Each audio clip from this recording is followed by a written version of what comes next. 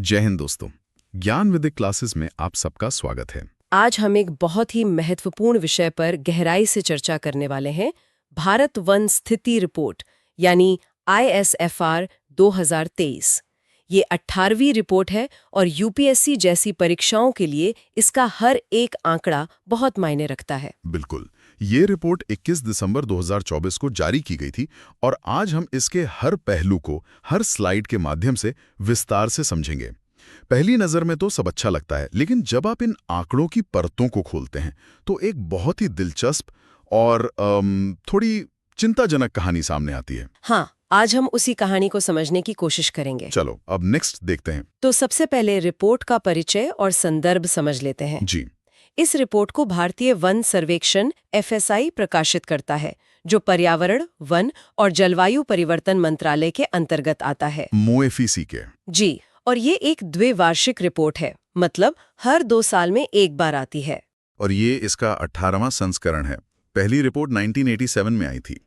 सबसे महत्वपूर्ण बात यह है कि इसका जो डेटा है वो सैटेलाइट बेस्ड रिमोट सेंसिंग से लिया जाता है। हाँ, जिससे हमें पूरे देश की एक सटीक तस्वीर मिलती है। और इस रिपोर्ट को केंद्रीय मंत्री श्री भूपेंद्र यादव ने प्रस्तुत किया था। यहाँ एक चीज मेरे मन में आ रही है, अगर सारा डेटा सैटेलाइट से ही लिया जाता है तो इसकी एक्यूरेसी कितनी होती है? क्या इसे जमीन पर जाकर मतलब ग्राउंड ट्रूथिंग के जरिए वेरीफाई भी किया जाता है? बिल्कुल, बहुत जरूरी सवाल है।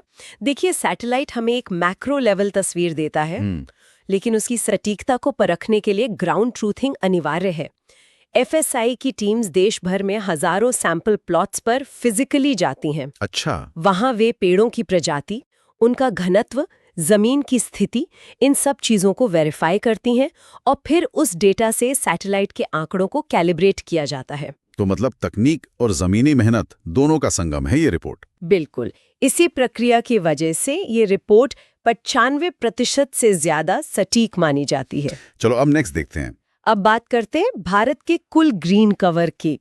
तो इस रिपोर्ट के अनुसार भारत का कुल वन और वृक्ष आवरण देश के कुल भौगोलिक क्षेत्र का 25.17% है। जी, इसमें 2 हिस्से हैं। पहला है वनावरण यानी फॉरेस्ट कवर, जो 21.76% है। और दूसरा हिस्सा है वृक्ष आवरण, जिसे ट्री कवर कहते हैं, वो है 3.41%। हाँ, हालांकि हमें ये याद रखना होगा कि हमारी राष्ट्रीय वन नीति 1988 का लक्ष्य तो 33% ग्रीन कवर का है, जैसे हम अभी भी थोड़ा दूर हैं।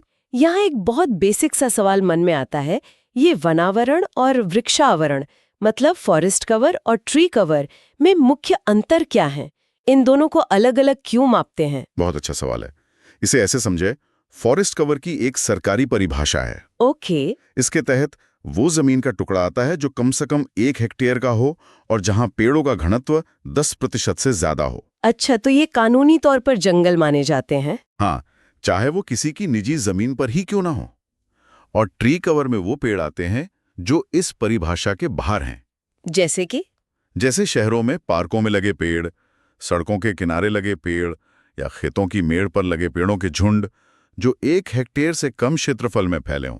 तो इन दोनों को अलग अलग गिनना इसलिए जरूरी है ताकि हमें पता चल सके कि हमारी हरियाली असली जंगलों में बढ़ रही है या जंगलों के बाहर। बिल्कुल सही, यही इसका मेन पॉइंट है। चलो अब नेक्स्ट देखते हैं। अब देखते हैं कि 2021 की रिपोर्ट की तुलना में क्या बदलाव आया है। तो देखिए, कुल मिलाकर 1445 वर्ग किलोमीटर की वृद्धि हुई है। ठीक है, लेकिन इसमें एक दिलचस्प बात है। वनावरण यानी फॉरेस्ट कवर में केवल 156 वर्ग किलोमीटर की बढ़ोतरी हुई है। सिर्फ 156? और ट्री कवर में? जबकि ट्री कवर में 1289 वर्ग किलोमीटर का बड़ा उछाल देखा गया है। ये तो बड़ा चौंकाने वाला आंकड़ा है। इसका मतलब तो ये हुआ कि हमारी कुल बढ़त का लगभग 90% हिस्सा जंगलों के बाहर से आया है, न कि हमारे असली जंगलों से। बिल्कुल। तो मेरा सवाल ये है कि वनों के बाहर यानी ट्री कवर में इतनी ज्यादा वृद्धि के पीछे क्या कारण हो सकते हैं? क्या ये कृषि वानिकी जैसी सरकारी योजनाओं का नतीजा है? ये एक बहुत जरूरी सवाल है, क्योंकि यहीं इस रिपोर्ट की पूरी कहानी छिपी है। मोटे तौर पर इसके पीछे 2-3 बड़ी वजहें हैं। एक तो सरकार की एग्रो फॉरेस्ट्री स्कीम्स, जहां किसानों को खेतों की मेड़ पर या अपनी जमीन पर पेड़ लगाने के लिए प्रोत्साहित किया जाता है। और दूसरा शहरी इलाकों और हाईवे के किनारे होने वाला वृक्षारोपण।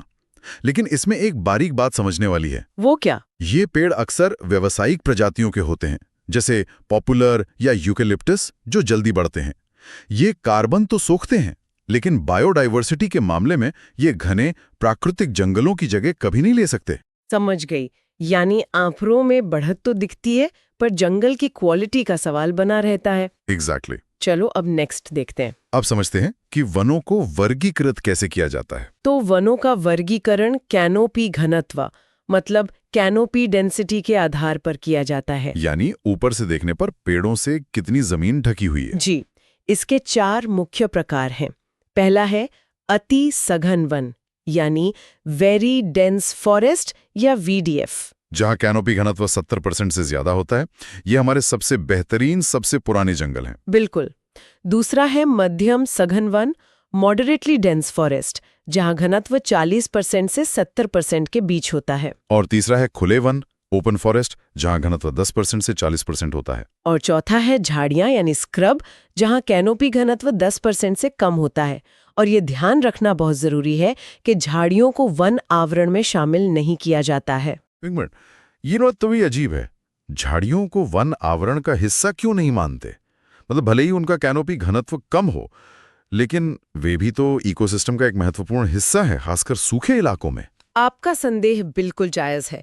पारिस्थितिकी के नजरिए से झाड़ियां बहुत महत्वपूर्ण हैं। हाँ, वो मिट्टी के कटाव को रोकती हैं। बिल्कुल, रेगिस्तानीकरण को रोकती हैं और कई छोटे जीवों को आश्रय लेती हैं। लेकिन उन्हें वन आवरण में न गिनने का कारण एक स्टैंडर्डाइज्ड डेफिनेशन है। मतलब ये कि अंतर्राष्ट्रीय स्तर पर और इस रिपोर्ट के लिए वन की एक न्यूनतम सीमा तय की गई है, जो कि 10% कैनोपी घनत्व है। अच्छा, ताकि आंकड़ों में एक रूपता रहे। जी, यह आंकड़ों में कंसिस्टेंसी लाने के लिए किया जाता है। उन्हें अलग से गिना और मॉनिटर किया जाता है, पर वन आवरण की मुख्य श्रेणी में नहीं रखा जाता। ठीक है, तो ये एक टेक्निकल क्लासिफिकेशन का मामला है। सही। चलो अब नेक्स्ट देखते हैं। अब राज्यों की रैंकिंग देखते हैं क्षेत्रफल के हिसाब से। तो यहाँ 2 श्रेणियां हैं। पहली श्रेणी है कुल ग्रीन कवर, यानी फॉरेस्ट प्लस ट्री कवर। इसमें पहले स्थान पर है मध्य प्रदेश, दूसरे पर अरुणाचल प्रदेश और तीसरे पर महाराष्ट्र। जी। और दूसरी श्रेणी है केवल वनावरण की, ओनली फॉरेस्ट कवर। इसमें भी पहले स्थान पर मध्य प्रदेश और दूसरे पर अरुणाचल प्रदेश है। लेकिन तीसरे स्थान पर छत्तीसगढ़ आ जाता है। हाँ, तो इसका मतलब साफ है कि महाराष्ट्र का जो तीसरा स्थान है वो उसके ट्री कवर की वजह से है, जबकि शुद्ध वनावरण के मामले में छत्तीसगढ़ आगे है। बिल्कुल। तो मेरा एक सवाल है, मध्य प्रदेश दोनों ही श्रेणियों में पहले स्थान पर है। वहां की भौगोलिक या प्रशासनिक व्यवस्था में ऐसा क्या खास है जो वो लगातार सबसे आगे बना हुआ है? मध्य प्रदेश के टॉप पर होने के कई कारण हैं। सबसे पहला तो उसका विशाल भौगोलिक क्षेत्रफल है। देश के मध्य में होने के कारण वहां साल और सागौन जैसे कीमती पेड़ों वाले बड़े बड़े जंगल हैं। दूसरा, वहां देश की सबसे बड़ी आदिवासी आबादी रहती है और उनकी संस्कृति और आजीविका जंगलों से जुड़ी है। जी, जिससे संरक्षण को एक सामाजिक आधार मिलता है। और प्रशासनिक स्तर पर भी वहां जॉइंट फॉरेस्ट मैनेजमेंट और सामाजिक वानिकी के कार्यक्रम काफी सफल रहे हैं, जहां सरकार और स्थानीय समुदाय मिलकर जंगलों का प्रबंधन करते हैं। बिल्कुल, इन सभी वजहों से MP अपनी लीड बनाए हुए है। तो ये एक होलिस्टिक अप्रोच का नतीजा लगता है। चलो अब नेक्स्ट देखते हैं। अब देखते हैं कि अपने कुल क्षेत्रफल के प्रतिशत के हिसाब से कौन से राज्य सबसे आगे हैं। इसमें पहला स्थान लक्षद्वीप का है, जिसका 90% से ज्यादा क्षेत्र वनों से ढका है। 90.33% टू बी प्रिसाइज। दूसरे स्थान पर मिजोरम है 84.53% के साथ, और तीसरे पर अंडमान और निकोबार। इसे याद रखने के लिए हम LMA का फॉर्मूला इस्तेमाल कर सकते हैं। हाँ, लक्षद्वीप, मिजोरम, अंडमान। और एक और महत्वपूर्ण तथ्य यह है कि भारत के 19 राज्यों और केंद्र शासित प्रदेशों ने 33% वन आवरण का लक्ष्य पहले ही हासिल कर लिया है, जो कि एक बहुत अच्छी बात है। पर यहाँ एक प्रश्न है, लक्षद्वीप और अंडमान निकोबार तो द्वीप समूह है, तो वहां ज्यादा वन प्रतिशत होना स्वाभाविक लगता है। क्या हम ये कह सकते हैं कि मुख्य भूमि के बड़े राज्यों में मिजोरम का प्रदर्शन सबसे उत्कृष्ट है? बिल्कुल, आपका विश्लेषण एकदम सटीक है। द्वीप समूहों की अपनी अलग भौगोलिक स्थिति होती है, जी। लेकिन मिजोरम जैसे मुख्य भूमि के राज्य में जहां विकास का दबाव भी है, वहां 84% से ज्यादा वन आवरण बनाए रखना एक असाधारण उपलब्धि है। और इसके पीछे क्या वजह हो सकती है? इसके पीछे मिजोरम की सामाजिक संरचना का बड़ा हाथ है।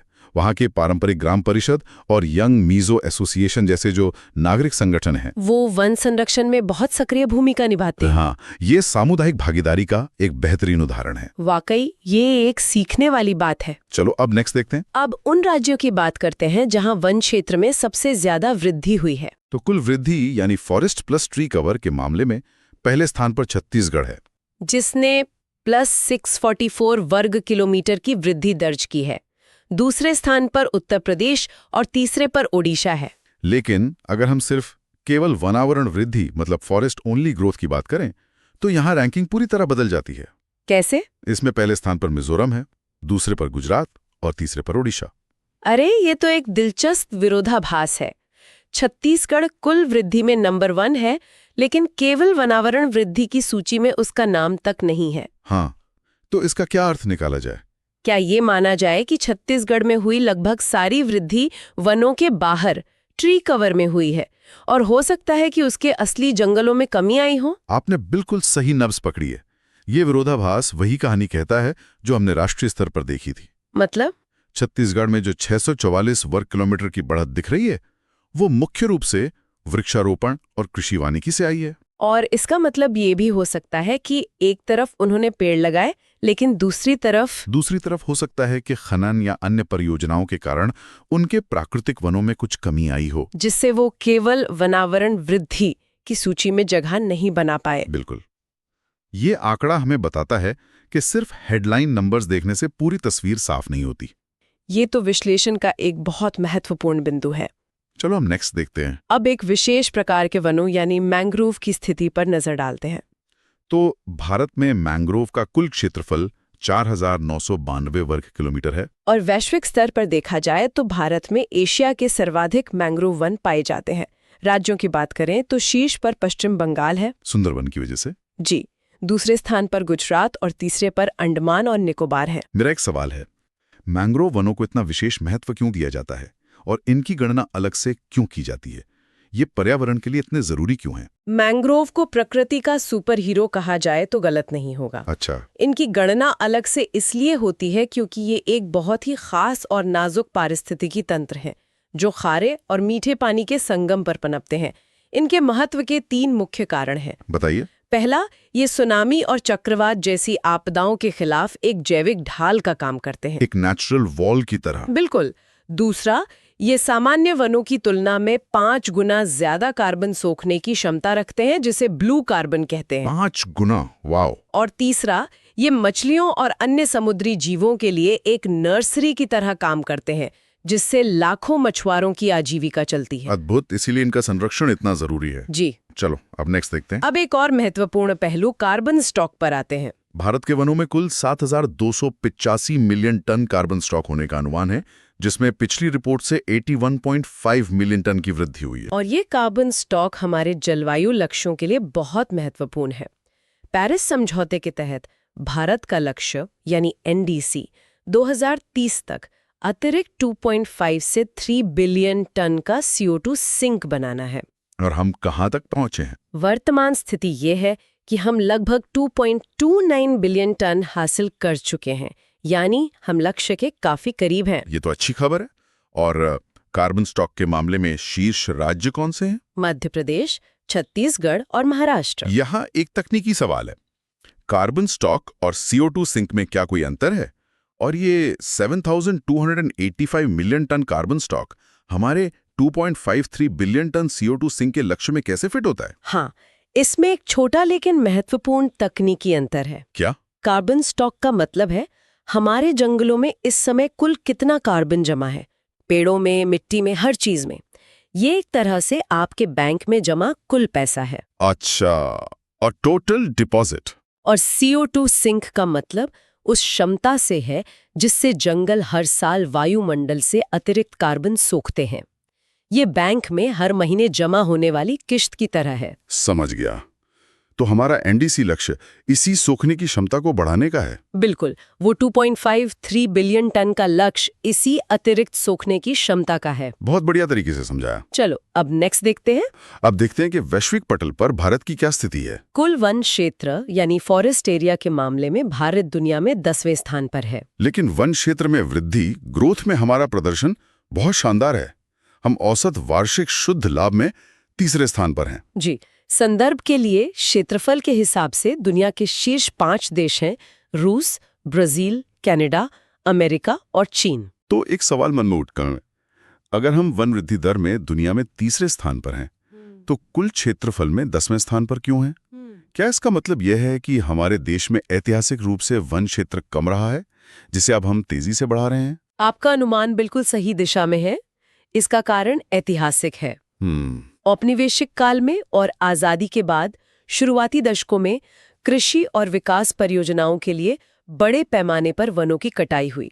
इस वजह से हमारा कुल वन क्षेत्र काफी कम हो गया था। अच्छा, जी, तो हमारा बेस कम था। जी, पिछले कुछ दशकों में, खासकर 1980 की वन संरक्षण नीति के बाद, हमने वनीकरण और संरक्षण पर बहुत जोर दिया है।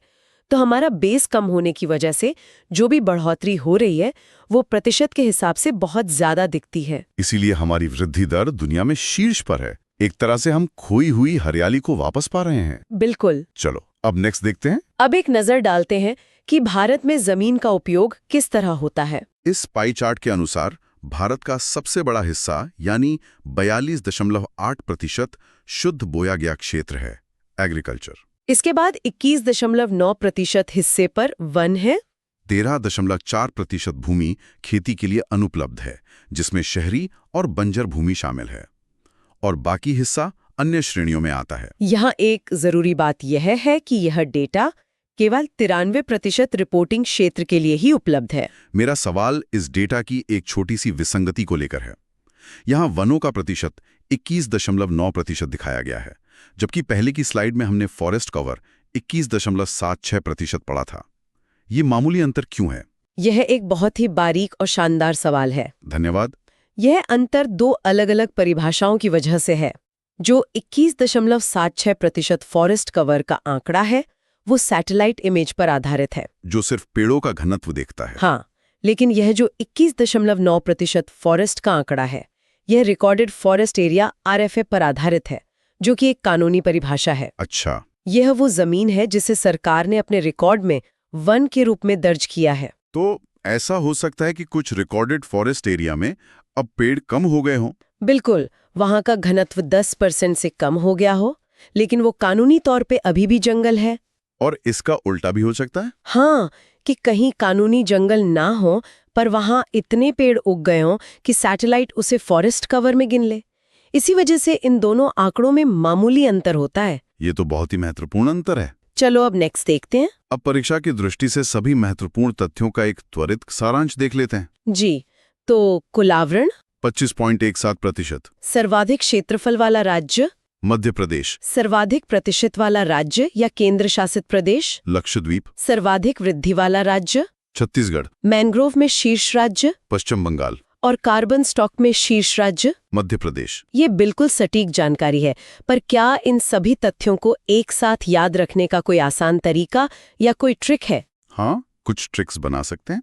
जैसे मध्य प्रदेश भारत के मध्य में है और लगभग हर चीज में मोस्ट है, सबसे ज्यादा क्षेत्रफल और सबसे ज्यादा कार्बन स्टॉक। अच्छा, M for Madhya, M for most. हाँ, प्रतिशत के लिए लक्षद्वीप का 90% का लक्ष्य पूरा हो गया है, ऐसे याद रख सकते हैं। और वृद्धि के लिए? वृद्धि के लिए सोचें कि छत्तीसगढ़ की छत और ऊंची हो गई, यानी वृद्धि हुई। और मैंग्रोव्स तो सुंदरवन से जुड़े हैं, हाँ। तो पश्चिम बंगाल याद रखना आसान है। बिल्कुल, इस तरह के छोटे छोटे मेंटल शॉर्टकट्स परीक्षा में बहुत काम आते हैं। चलो अब नेक्स्ट देखते हैं। और अंत में इस पूरी रिपोर्ट का निष्कर्ष और आगे की राह क्या है? पहला निष्कर्ष ये है कि भारत अपने पेरिस समझौते के लक्ष्यों को पूरा करने की राह पर है। दूसरा, कुल ग्रीन कवर बढ़ रहा है, लेकिन बहुत बड़ा है।